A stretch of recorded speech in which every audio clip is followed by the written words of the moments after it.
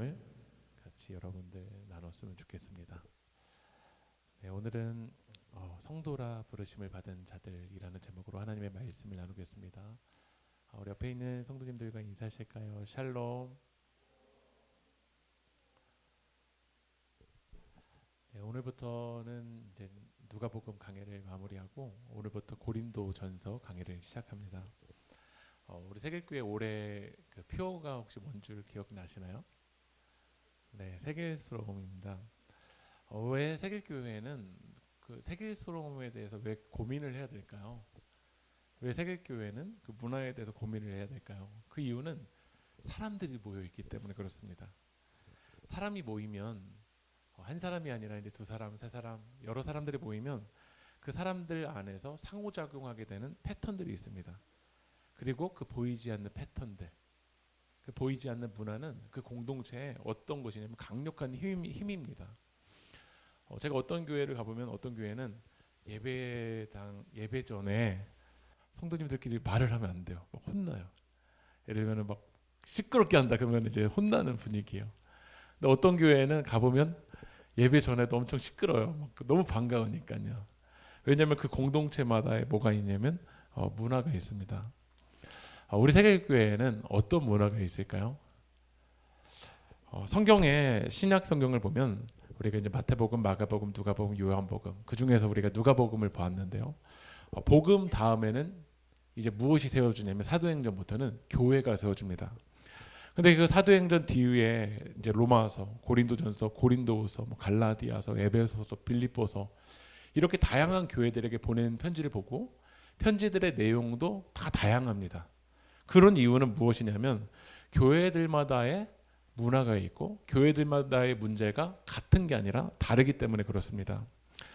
저는 우리 세계교회가 작년 1년 동안 누가복음 말씀을 붙들고 왔는데 이제 하나님이 우리를 어디로 부르시냐면 교회로 부르셨습니다. 그러면 이제 복음만 아는 것이 아니라 복음을 붙들고 살아가는 삶이 우리 가운데 중요한 줄 믿습니다. 여러분들이 복음만 듣는 것이 아니라 이제 복음을 붙들고 살아가는 그 삶을 하나님이 원하신다라는 거죠. 그런데 교회라고 해서 다 복음적인 삶을 살아가는 건 아닌 것 같습니다. 어떤 분은 복음을 제대로 붙들고 살아가는 사람도 있고 어떤 분은 복음과 복음 아닌 것의 경계선에 살아가는 사람들도 있고 어떤 분은 복음과 전혀 상관없이 살아가는 사람들도 있습니다. 근데 그 사람들이 다 어디에 있냐면 교회에 있어요.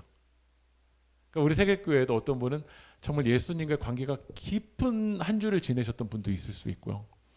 어떤 분은 한 주 동안 예수님과 전혀 상관없이 살아갔던 분들도 있을 수 있고요. 어떤 분은 오늘 교회 오기 너무 싫었어요. 교회 가기 너무 싫은 상황처럼 나 너무 힘든 상황 속에서 오신 분들이 이 공동체에 있다라는 거죠. 그러니까 속도가 다 똑같지 않아요. 다 똑같이 일률적으로 가는 게 아니라 누구는 빨리 가는 사람도 있고 누구는 깊이 가는 사람도 있고 누구는 멀리 가는 사람도 있고 누구는 느리게 가는 사람들도 있어요. 그러니까 다양한 속도의 사람들이 이 교회라는 공동체 안에 있기 때문에 뭐가 있냐면 문제가 있을 수밖에 없죠. 그러니까 오늘도 이번 한 주간 이제 감기가 막 심해져서 어떤 성도님들은 감기 때문에 교회 오시기 힘든 사람들도 있고 다 상황마다 문제들이 이게 다양하잖아요. 여러분 신앙생활하면 문제가 있을까요 없을까요? 있습니다. 교회에 왔다고 해서 문제가 있을까요 없을까요? 있죠. 세계교회는 문제가 있을까요 없을까요? 있죠. 근데 문제가 없는 게 신앙생활이 아니라 문제를 어떻게 잘 풀어가나가 어떻게 하면 그 문제가 없는 게 아니라 문제를 회피하는 게 아니라 문제는 있지만 그 문제를 어떻게 우리가 풀어가는지가 그 공동체의 영적인 실력입니다. 여러분의 영적인 실력은 문제가 없는 게 아니라 그 문제를 어떻게 믿음의 방법으로 하나님의 말씀으로 풀어가는지가 바로 여러분의 영적인 성숙도인 줄 믿습니다. 성경을 보면 서신서들 중에서 가장 많은 문제가 있었던 교회 중에 하나가 어느 교회냐면 바로 고린도 교회입니다. 그래서 우리는 이제부터 고린도 교회를 이제 같이 한번 볼 텐데요. 한번 사진을 한번 넘겨주실까요? 네, 사진 이렇게 다시 한번 이렇게 화면 이렇게 잘 한번 보여주세요.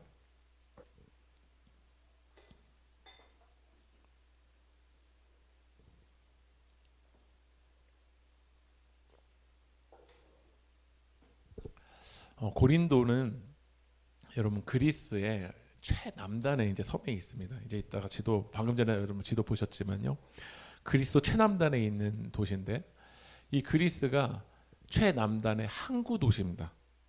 그 항구 도시인 그리스의 최남단에 이 고린도가 있는데 그 고린도가 이제 항구 도시인데요. 현대에도 이 고린도 운하는 세계 3대 운하 중에 하나입니다. 왼쪽으로는 고린도 왼쪽으로는 어디가 있냐면요. 이탈리아가 있어요. 그리고 오른쪽으로는 어디가 있냐면 아시아가 있어요. 그곳을 연결짓는 도시가 바로 고린도라는 도시예요. 그러니까 이 고린도 운하를 운행하면서 통행료만 받아도 이 고린도라는 그 지역은 아주 많은 물질들이 모이는 이 도시입니다. 그래서 이 고린도에는 뭐 숙박, 음식 장사 여러 이제 산업들이 성행하는 도시였어요. 물질주의적인 도시였어요. 그리고 이 고린도라는 도시에는 노예가 있고 퇴역군인, 상인, 무역상이 이 고린도로 막 흘러 들어왔었습니다. 김원 교수님이 그 칼럼에서 이런 글을 쓰신 적이 있는데요. 고린도에는 여러 신전들이 있는데 그 절정은 아프로디테라는 신전이에요. 그 아프로디테라는 신전에 누가 있냐면 제가 글을 읽어드릴게요. 고린도로 모여드는 뜨내기들을 상대로 사랑을 사고 파는 일이 조직적으로 이루어졌다. 그것은 고린도 중심에 세워진 아프로디테 신전의 여사제들이 맡았던 중요한 일 가운데 하나였다. 사내들의 꿈은 다시 대박을 터뜨려 고린도를 찾는 것이라는 말이 나돌았다. 고린도에 아프로디테 신전이 있는데 이 아프로디테 신전에 여자 사제들이 있습니다.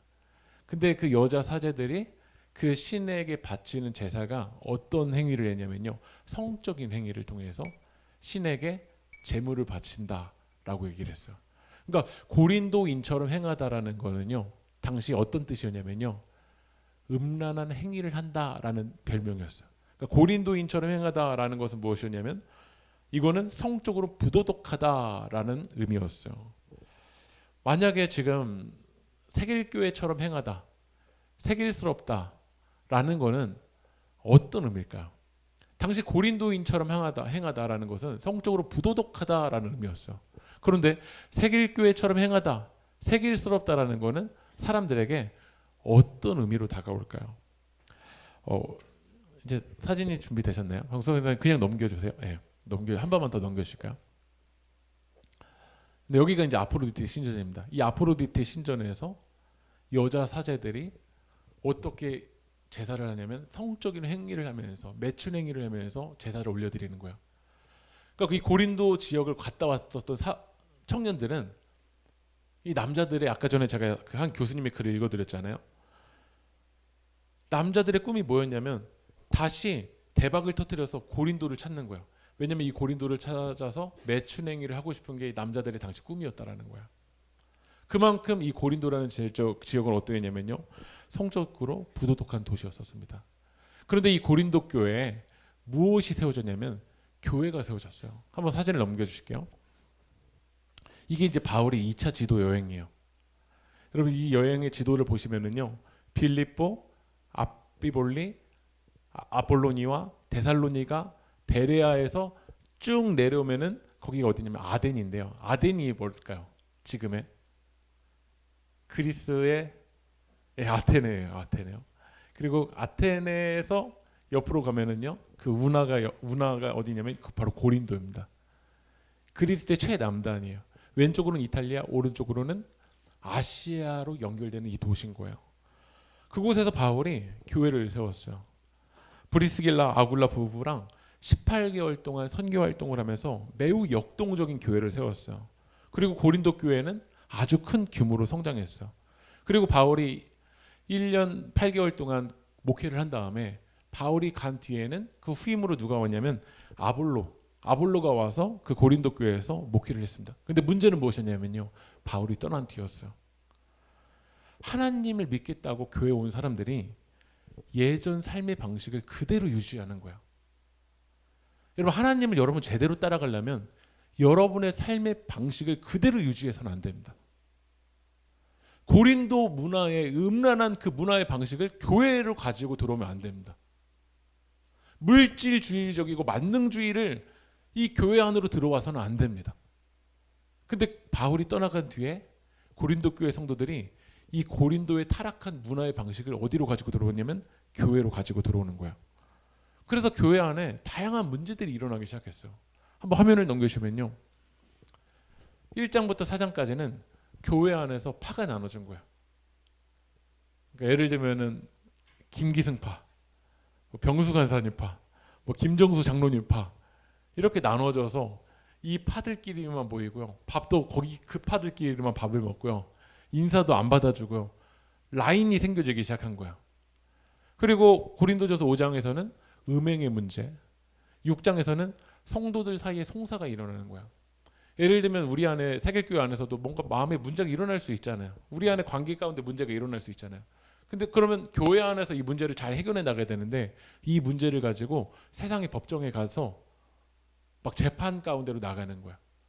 결혼 문제, 독신 문제, 이혼 문제, 재혼 문제, 우상 제물에 대한 문제, 예배에 대한 문제, 은사에 대한 문제, 부활에 대한 문제. 여러분 고린도 교회 문제 맞나요, 적나요? 우리 세계교회는 이 중에서 몇 가지 문제가랑 좀 연결된다고 생각이 되세요? 우리 장로님이 아직까지는 하나도 없다고 하셨는데요. 절대 일어나서는 안 되겠죠. 네. 근데 당시 고린도 교회는 이런 문제들이 있었습니다. 저는 우리 세계교회 성도님들에게 물어보고 싶은 게 있어요. 우리는 교회를 어떻게 바라보세요? 오늘 우리가 마지막 찬양이 교회를 교회되게, 예배를 예배되게였는데요. 어떤 분은 교회를 매우 이상화시킵니다. 그래서 이렇게 얘기를 해요. 어떻게 교회가 그럴 수 있어? 근데 성경을 보면 교회가 그래요, 안 그래요? 네, 어떤 분들은 그러잖아요. 어떻게 교회가 그럴 수 있어? 근데 성경을 보면 교회가 그래요, 안 그래요? 어떻게 교회 가서 싸울 수 있어? 근데 빌립보서 보면은 유오디아랑 순두계 막 두 여자가 막 싸웠거든요. 그럴 수 있나요, 없나요? 어떤 분들은 교회를 과도하게 이상화 생각해서 어떻게 교회가 그럴 수 있어? 라는 생각도 있습니다. 반대로 어떤 분들은 교회를 아주 과도하게 평가절하를 해요. 어떤 분은 극으로 이상화시키는 사람도 있고 어떤 분은 교회를 완전 평가절하, 완전 바닥으로 두면서 이렇게 생각을 해요. 야, 교회도 다 똑같아. 이런 얘기 안 들어보셨어요? 목사도 다 똑같아. 이런 얘기 여러분 안 들어보셨나요? 여러분 교회가 다 똑같으면 될까요, 안 될까요? 목사가 다 똑같으면 될까요, 안 될까요? 교회 다니는 성도님들 다 똑같아. 이런 얘기를 여러분 많이 들어보셨잖아요. 다 똑같으면 안 됩니다. 어느 순간 우리는 우리의 수준을 평균을 아주 밑바닥으로 내려놓고 있는 것 같아요. 어떤 분은 완전 극 위로 올려놓고 어떤 분은 극 아래로 내려놓습니다. 바울은 이 고린도 교회의 문제를 들어요. 하지만 그 문제를 회피하지 않습니다. 왜냐하면 예수 안에 답이 있기 때문에 그렇습니다. 지금 여러분의 인생에 여러 가지 문제들이 지금 이 PPT 화면에 나오지 않은 문제들이 여러분 가운데 있습니까? 하지만 바울은 그 문제를 회피하지 않았습니다. 왜냐하면 하나님의 말씀 앞에 답이 있기 때문에 그렇습니다. 지금 내 눈앞에 우리 가정 안에 자녀들 안에 삶의 터전 안에 경제적으로 관계적으로 이런 수만 가지의 문제가 있습니까? 수많은 문제가 있지만 답은 예수 안에 있습니다. 우리 세계교회는 답을 예수 안에서 찾아가는 여러분들이 되게 소망합니다.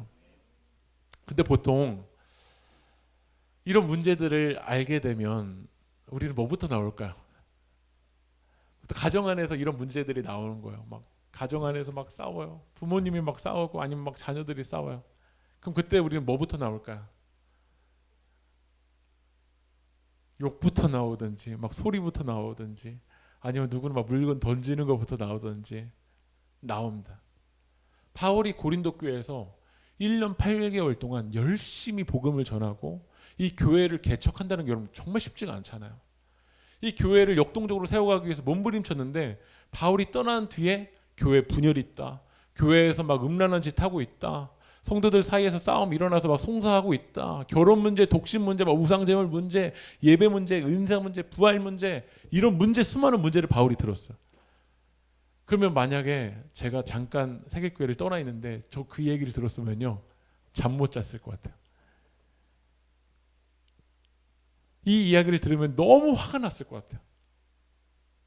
때로는 교회를 다니면서 이런 분열 때문에 영적인 피로도에 쌓여 있는 분들이 많이 있잖아요. 근데 바울은 이 문제들을 모르는 게 아니라 문제들을 다 알았지만 처음에 무엇으로부터 출발했는지 한번 읽어볼까요? 고린도전서 1장 2절 한번 읽어볼게요. 시작. 하나님의 교회 곧 그리스도 예수 안에서 거룩하여지고 성도라 부르심을 받은 자들. 우리 한번 말씀을 한번 같이 한번 다시 한번 따라볼까요? 성도라 부르심을 받은 자들. 오늘 바울은 고린도 교회 문제들을 알았지만 왜 이런 문제를 가지고 너희들 싸우냐? 그 문제부터 접근하는 것이 아니라 우리들이 어떠한 정체성을 가지고 있는지 고린도 교회 성도님을 잘 불러줬어요. 우리 세계교회 안에 문제를 알게 될 때 우리는 문제부터 직면하는 것이 아니라 먼저 잘 불러줬으면 좋겠어요. 제가 가정 안에서 제 아내랑도 다툴 일이 있을까 없을까요? 있겠죠. 근데 문제부터 제 아내에게 직면하면 아마 그 문제의 싸움은 더 커질 거예요. 근데 제가 제 아내를 먼저 잘 불러주는 거예요. 사랑하는 여보.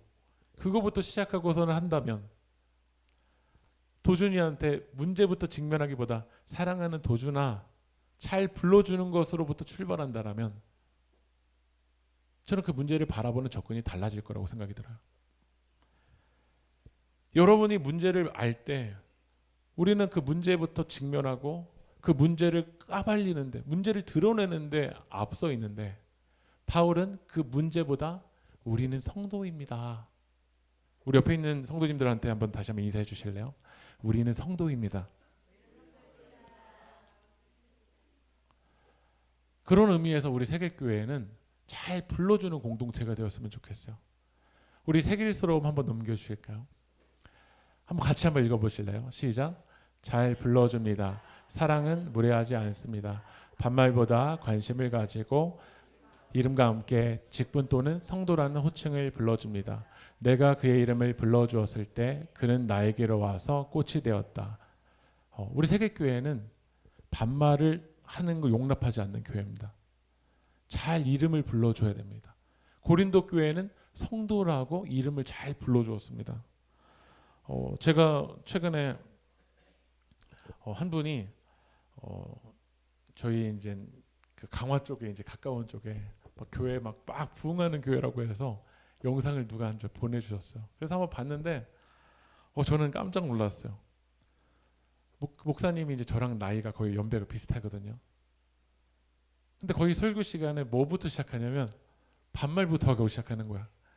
야 김집사! 예를 들면 새벽 시간인데 남편이 안 나왔어요. 그럼 빨리 박집사 데리고 와! 그러면 아멘! 하면서 막 사람들이 막 가는 거예요.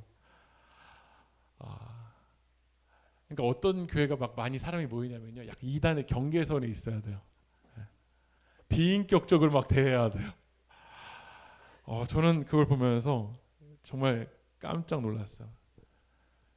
그걸 통해서 희열을 느끼는 사람들도 있을지 모르겠는데 우리 세계교회는 그런 문화를 만들지 않으면 좋겠어요.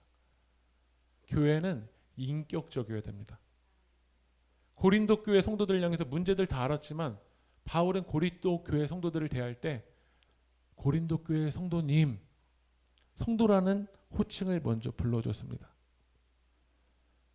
우리는 잘 불러주고 있을까요? 가정 안에서 문제가 일어났었을 때 잘 먼저 불러줄까요? 직장 안에서 관계 안에서 문제가 일어날 때 우리는 먼저 잘 불러주고 우리 정체성이 무엇인지 어떤 존재인지를 잘 불러주기보다 문제부터 드러낼 때가 참 많습니다. 여러분, 교회는 나이로 권위를 누리는 공동체가 되어서는 안 됩니다. 어떤 사회적인 위치로 권위를 누르는 공동체가 되어서도 안 됩니다. 경제적인 위치를 가지고 권위를 누르는 공동체가 되어서는 안 됩니다. 교회는 예수 그리스도에게 권위가 있습니다. 우리의 권위는 어디로부터 출발해야 되냐면 예수 그리스도로 권위가 출발해야 됩니다. 우리 고린도전서 1장 2절을 다시 한번 읽어볼까요? 시작.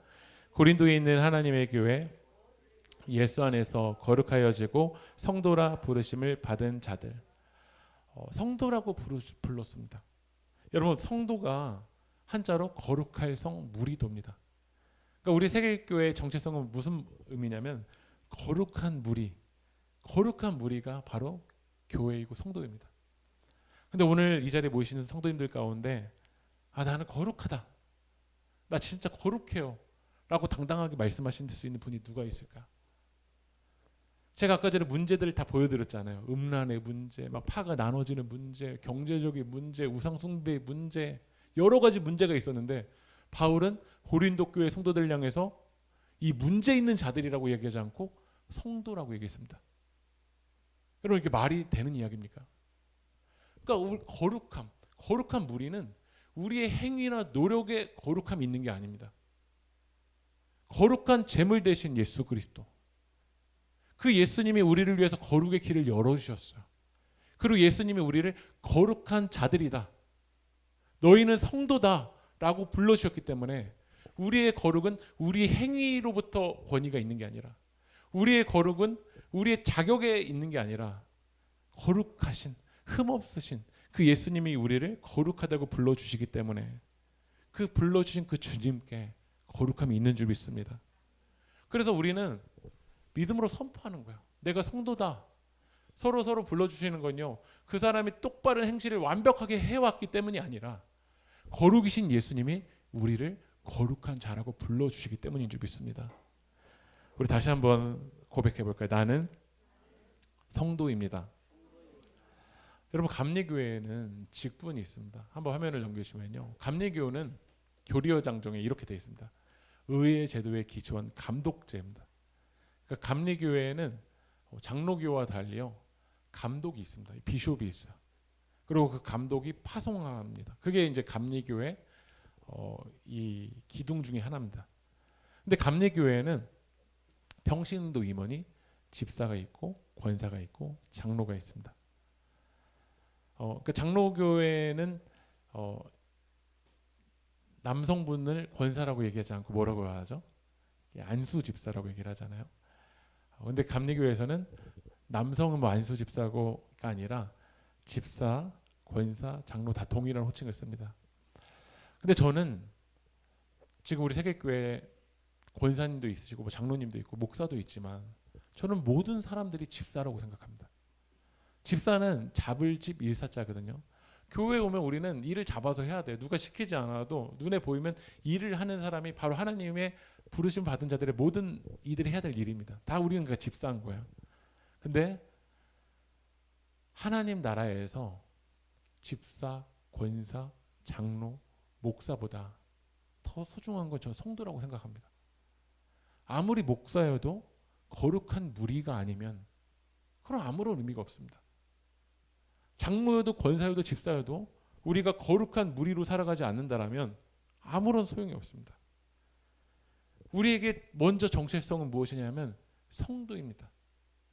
집사냐 권사냐 장로냐 이건 레벨이 전혀 아닙니다. 간사냐 목사냐 이것도 레벨이 아닙니다.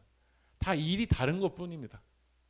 하지만 우리의 정체성 동일한 하나는 무엇이냐면 우리는 성도입니다. 바울은 고린도 교회의 문제들을 언급하는 것으로 시작하지 않고 부르심부터 시작했어요. 하나님이 우리를 어디로 부르셨는가? 여러분 고린도 교회에는 여러 가지 문제들이 많았는데요. 이 교회를 무너뜨리는 그 방법 중에 하나가 여러 방법들이 있지만 목회자를 무너뜨리는 거. 저는 그게 교회를 무너뜨리는 지름길 중에 하나인 것 같아요. 그러니까 목회자의 신뢰를 이렇게 무너뜨리는 거. 근데 고린도 교회가 이 바울을 무너뜨리기 위해서 뭘 흔들었냐면요. 바울, 넌 사도가 아니잖아 라고 얘기했어요. 여러분 사도는 보내심을 받은 자, 파견된 자라는 의미입니다. 근데 사도는 우리 12사도 이렇게 알잖아요. 12사도는 이제 예수님의 제자들이에요. 예수님의 제자들은 예수님의 십자가와 예수님의 부활을 이제 직접 예수님을 따라다니면서 목도한 사람들이에요. 그런데 사도 바울은 예수님과 동시대는 살았지만 육적으로 같은 거리에서 같이 밥을 먹고 예수님을 만난 경험을 하지는 못했어요. 그러니까 사람들이 사도 바울, 네가 무슨 사도야? 넌 그냥 바울이지. 그 사도성을 막 흔들려고 했던 거야. 그러니까 예를 들면은요, 우리나라도 이제 교회가 이제 100년이 넘어가면서 그래도 이게 믿음의 그 영적으로 그 깊은 그 길을 걸어갔었던 목사님들이 계시잖아요. 예를 들면 제자 훈련을 열심히 가르쳤던 옥하는 목사님 있잖아요. 그럼 옥하는 목사님을 같이 교회 부교육자로 있었던 사람들은 뭐라고 당당하게 이야기할까요? 나 옥하는 목사님 제자다라고 이야기하겠죠. 근데 저는 옥하는 목사님을 본 적도 없고 옥하는 목사님 집회에 간 적도 없어요. 하지만 옥하는 목사님이 쓰신 책들을 거의 많이 읽어봤던 것 같아요. 그래서 영향을 받으면서 나도 옥하는 목사님에게 영향을 받은 제자인데 라고 얘기하는데, 옥하는 목사님 밑에서 부목사님이 했었던 분이 옥하는 목사님 밑에 있었어? 사랑의 교회에서 사역을 했어? 라고 말하면서 막 저를 흔든다고 생각을 해볼게요.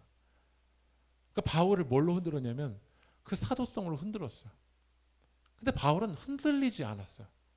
왜냐하면 자기의 사도성은, 자기의 권위는 어떤 라인을 탄 게 아니에요. 뭐 옥하는 라인, 하용조 라인, 뭐 조용기 라인, 그 사람의 라인을 탄 게 아니었어요. 자기의 권위는 어디로부터 왔냐면, 한 말씀 읽어볼까요? 고린도전서 1장 1절 한번 읽어보겠습니다. 시작.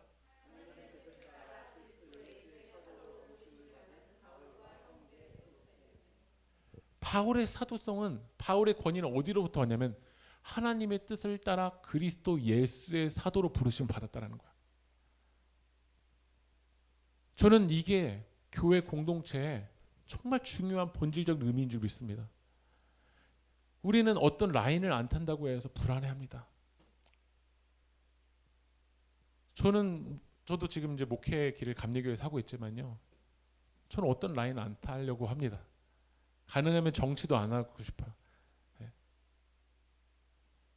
어떤 목회자의 라인 타면 그 라인을 붙으면은 당장 성공하고 막 줄을 당겨주고 할 것 같지만, 교회가 건강하기 위해서는 사람 라인 타서는요 결국 변질돼 버려요. 우린 끊임없이 점검해야 돼요. 우리는 어디로부터 권위가 오는가.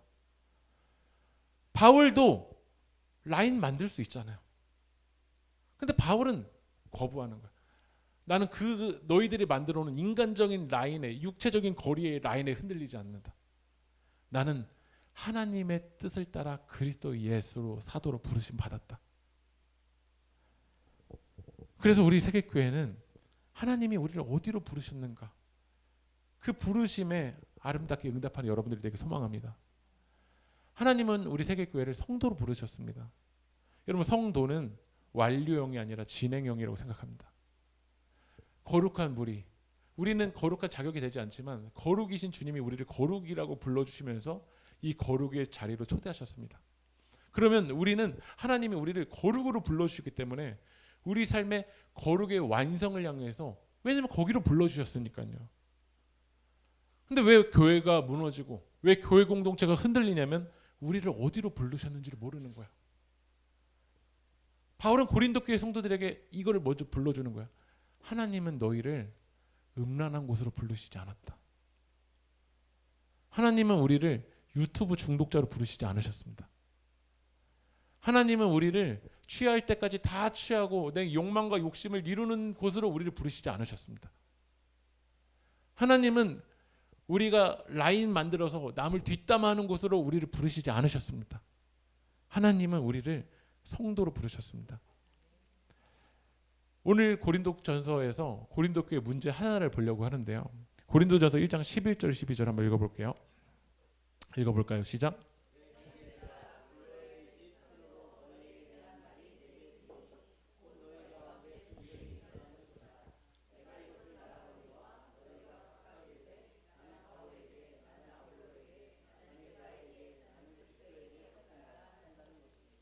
고린도 교회 첫 번째 문제가 뭐였냐면 분쟁이 있다라는 거예요. 근데 고린도 교회 파가요 몇 파죠? 바울파, 아볼로파, 게바파, 그리스도파. 여러분, 우리 세계교회 라인이 4개 있다고 생각해 보세요. 여러분, 어떤 라인에 붙고 싶으세요? 바울은 이 고린도 교회를 처음 개척한 사람이었어요. 그리고 개척한 목회자였는데 이제 그 목회자가 떠나가고 2대 담임 목사가 누구죠? 아볼로입니다. 근데 아볼로는 말을 잘하는 사람이었어요. 바울은 말을 잘 못했어요. 그러니까 사람들이 설교를 들으면 그래도 말을 잘하는 사람의 이야기를 듣고 싶나요? 아니면 설교가 계속 그냥 뭐 일정하게 아무런 고조도 없이 하는 걸 듣고 싶진 않잖아요. 그러니까 사람들이 아볼로가 말을 잘하기 때문에 아볼로를 막 따라갔어. 게바는 누구냐면 베드로야. 베드로는 설교할 때 막 3천 명이 회개를 했어. 특별히 고린도 교회 성도들은 누구한테 세례를 받았는지를 가지고 라인을 만들었어요. 나는 우리 고린도 교회 1대 담임자 개척을 했던 바울 목사에게 나 세례 받았다. 아니야. 나는 너무나도 카리스마 있는 아볼로 목사에게 세례를 받았어. 아니야. 주님이 누구의 고백 위에 교회를 세운다고 했어. 주는 그리스도시요 살아계신 하나님의 아들입니다 라는 고백을 했던 베드로 위에 고백 위에 교회를 세운다고 했잖아.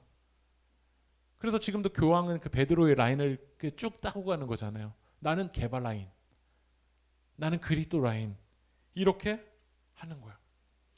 바울도 인간이었기 때문에요.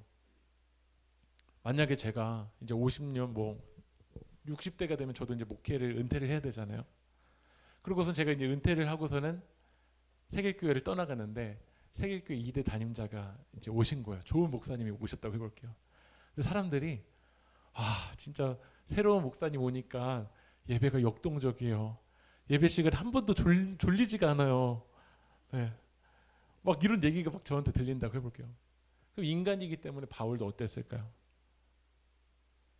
서운하고 아쉽고 내가 고린도 교회를 위해서 한 헌신이 막 떠올랐을 거야. 근데 바울의 권위는 서운함에 있지 않았어. 사람들이 나를 알아주는 거에 권위가 있지 않았어. 바울의 부르심은 어디로부터 왔냐면 예수로부터 왔어요. 그러니까 바울이 뭐라고 고백을 하냐면요. 고린도전서 1장 14절 한번 읽어볼까요? 시작. 나는 그리스도와 가이보 외에는 너희 중 아무에게도 내가 세례를 베풀지 아니한 것을 감사하노니. 바울이 이야기해요. 죄송합니다. 그리스보가 맞아요. 그리스보와 가이오 외에 세례를 베풀지 않은 거 오히려 감사한대요. 왜 감사할까요? 오히려 많은 사람들 세례를 베풀어서 자기 라인을 만드는 게 바울에게는 더 유리한 게 아닐까요? 근데 바울은 뭐라고 하냐면 17절 한번 읽어볼게요. 시작. 그리스도께서 나를 보내심은 세례를 베풀게 하려 하심이 아니요 오직 복음을 전하게 하려 하심이로되 말의 지혜로 하지 아니함은 그리스도의 십자가가 헛되지 않게 하려 함이라. 바울의 부르심 뭐였냐면 세례 많이 줘서 내 라인을 만드는 게 그의 부르심이 아니었어. 바울의 부르심은 뭐였냐면 복음을 전하는 거였어. 생명이신 예수님만 전하는 거, 그게 부르심이었다라는 거야.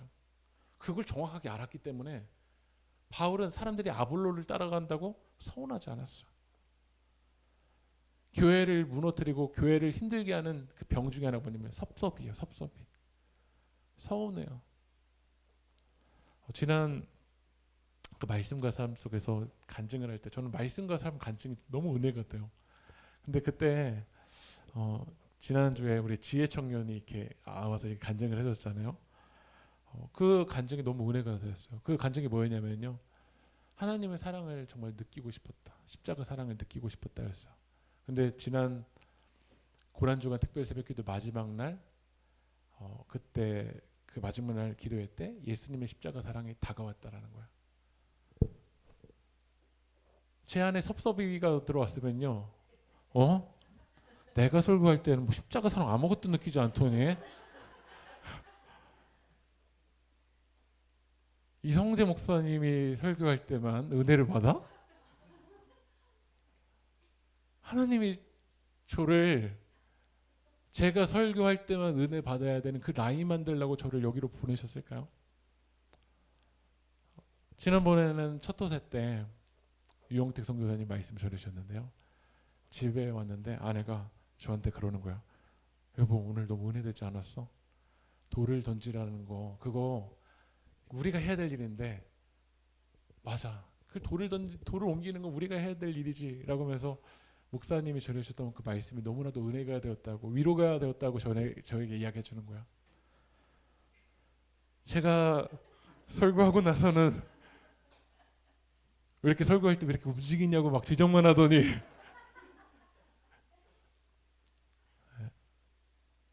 하나님이 저를 그러라고 저를 보내셨을까요? 그게 저의 부르심일까요? 예수를 드러내라고 복음을 전하라고 보내셨는데 왜 교회가 변질되냐면 아볼로를 드러내려고 하고 바울을 드러내려고 하고 게바를 드러내려고 해요. 하나님이 우리를 성도로 부르셨습니다. 우리가 완벽해서가 아니라 우리가 완전해서가 아니라 거룩하신 주님이 우리를 거룩으로 부르셨습니다. 그리고 거룩을 드러내라, 하나님의 영광을 드러내라고 하나님이 우리를 보내시고 우리를 부르신 거야. 우리 교회가 아름다운 세계일스러움의 문화가 되어줬으면 좋겠어요. 그건 누군가를 드러내는 문화가 아니라 각자 역할은 다르지만 위치는 다르지만 우리는 모두 성도이기에 하나님의 거룩을 드러내고 하나님의 영광만 드러내면 됩니다. 그것으로 만족하는 공동체가 되었으면 좋겠습니다. 우리 빌립보서 3장 8절 말씀을 읽고 우리 같이 찬양하겠습니다. 또한 모든 것을 해로 여김은 내 주 그리스도 예수를 아는 지식이 가장 고상하기 때문이라. 내가 그를 위하여 모든 것을 잃어버리고 그리스도를 얻고. 여러분 반주해 주실까요? 하나님이 우리를 무엇으로 부르셨을까요? 예수 생명을 얻기 위해서 우리를 거룩의 성도로 부르신 줄 믿습니다. 우리의 이름을 드러내라고 부르신 거 아닙니다. 바울은 모든 것을 다 해로 여겨도 배설물로 여겨도 괜찮다. 왜냐하면 하나님 나를 부르신 거, 나를 보내신 거, 예수 그리스도를 아는 지식이 가장 고상하고 그 복음을 전하라고 이 교회 공동체를 부르셨기 때문인 줄 믿습니다. 오늘 우리 교회를 위해서 우리 찬양하고 우리 기도할 텐데요. 우리 세계교회 오직 주님만 드러내는 거, 오직 주님만 나타내는 거, 오직 주님의 영광만 드러내는 그 성도로 우리 교회가 세워져 나갈 수 있기를 우리 소망하며 우리 그래서 찬양하겠습니다.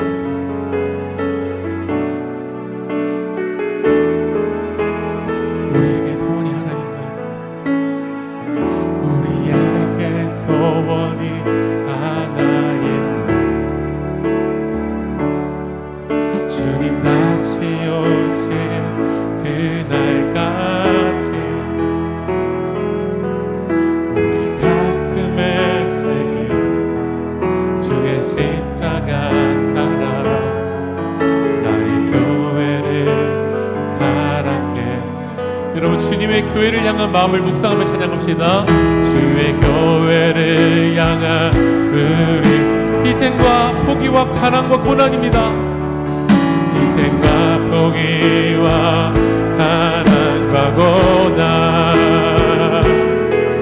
하물며 죽음조차 우리 막을 수 없네. 우리 교회는 이 땅에 이만 교회를 교회되게 예배되 주님 우리 교회를 사용하여 주십시오. 우리 사용하소서. 진정한 능의 날 오늘 임하도록 우리 사용하소서. 우리 사용하 교회를 교회되게 교회를 교회되게 예배되게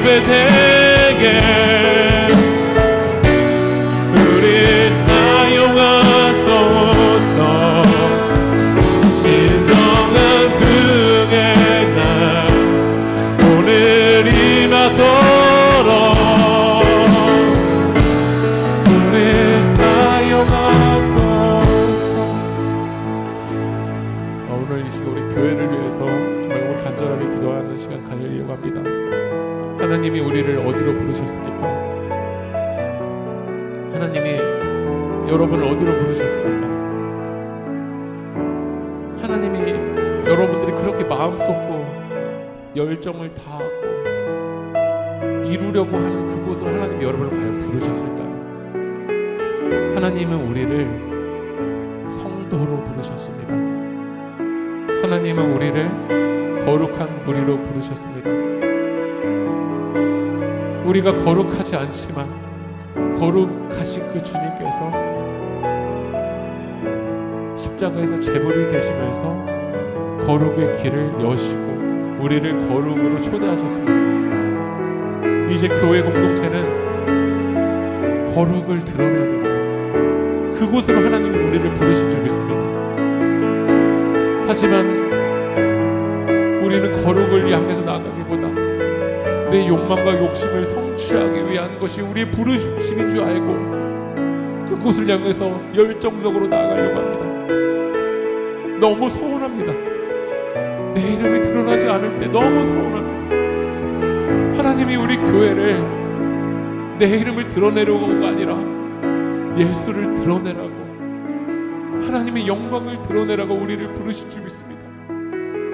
그러나 교회가 무너져가고 교회가 변질돼 갈 때 예수보다 내가 더 앞서려고 할 때가 너무나도 많은 것 같습니다. 오늘 이 시간 우리 교회를 위해서 기도할 때 하나님, 우리 세계교회를 성도로 부르셨사오니 우리 교회가 주님 정말 진정한 교회가 되어져 나가도록, 하나님 그 거룩을 드러내는 공동체로 주님 나아갈 수 있도록 하나님 우리 교회를 사용하여 달라고, 우리 교회를 주님 통하여 하나님 영광을 드러낼 수 있게 해달라고 우리 주님의 이름 한번 부르고 동서로 기도하겠습니다. 주여 하나님, 주님 우리 다시 오실 때 주님까지 그 주님의 십자가 사랑을 나타내는 교회가 되기 원합니다. 하나님 우리 교회를 사용하여 주시옵소서. 주님, 하나님 주님께서 이 교회를 주님의 빛값으로 세우실 줄 믿습니다. 아버지 하나님, 우리 세계교회가 거룩한 성도로 나아가기 원합니다. 아버지 하나님, 나를 드러내는 공동체가 아니라 오직 하나님의 영광만 드러내는 공동체가 될 수 있도록 하나님 우리 교회를 사용하여 주시옵소서. 우리 교회를 사용하여 주시옵소서. 우리 세계교회가 성령 하나 예배하는 공동체가 되게 도와주시옵시고 사랑으로 사역하는 공동체가 되게 도와주시옵시고 교회를 통하여서 바울을 드러내는 것도 아니고 아볼로를 드러내는 것도 아니고 개발을 드러내는 것도 아니고 오직 예수만 드러내게 하여 주시옵소서. 그리스도께서 나를 보내심은 세례를 베풀게 하려 하심이 아니오 오직 복음을 전하게 하려 하심이로되 오직 복음을 전하는 것이 우리의 삶의 줄 믿습니다. 아버지, 우리 교회를 통하여서 하나님의 영광만 드러나게 하여 주시옵소서. 우리를 통하여서 예수만 드러나게 하여 주시옵소서. 우리 세계 교회를 통하여서 오직 하나님의 영광만 드러나는 공동체가 될 수 있도록 주님 우리를 사용하여 주시옵소서. 주님, 진정한 부흥의 날 오늘 임하도록 우리 교회를 사용하여 주시옵소서. 주님, 교회 안에서 예수님이 아니라 나의 방법을 더 드러내려고 했고 내 생각을 더 주장하려고 했었던 모든 것들을 우리 십자가 앞에 내려놓기 원합니다. 그리고 예수만 드러나도록, 예수님의 영광만 드러나는 하나 되는 거룩한 성도로 나아가는 우리 세계교회가 될 수 있도록 주님 인도하여 주시옵소서. 이루고 역사실 그 주님 찬양하며 이 모든 말씀 예수님의 이름으로